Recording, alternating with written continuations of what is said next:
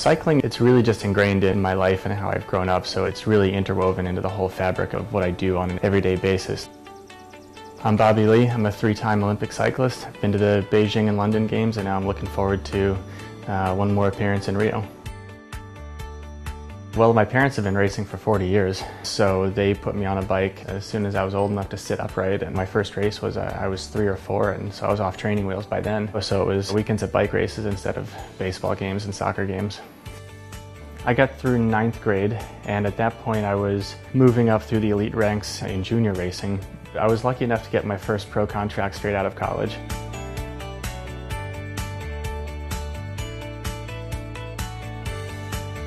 For sure, without my parents' support, none of this is possible.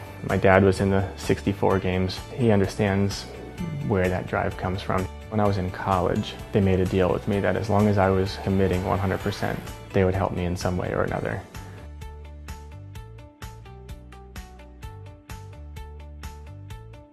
Most of us, especially in the Olympic sports, aren't doing it for the millions.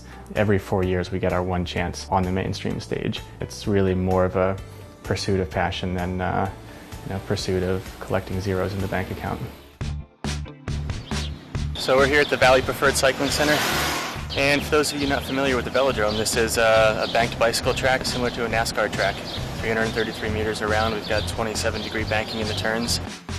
I identified track cycling for 2 reasons. One, I was better on the track quicker than on the road.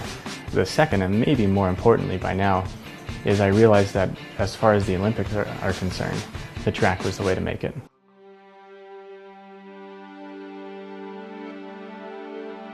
One night at our nationals last August, I had come home late from racing and I just wanted to get to sleep.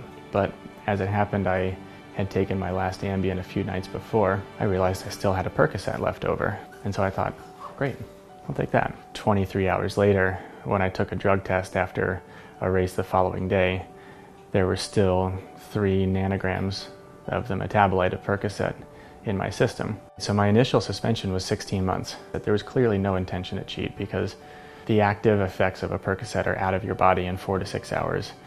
And then we appealed it to the Court of Arbitration for Sport, and they were the ones that came back and said a 6-month ban is appropriate, not 16.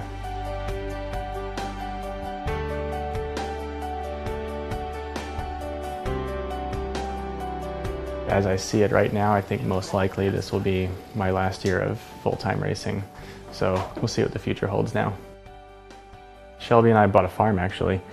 We're currently renovating a 200-year-old stone farmhouse, but a big part of that is actually my younger brother, Sid. He's going to be living with me.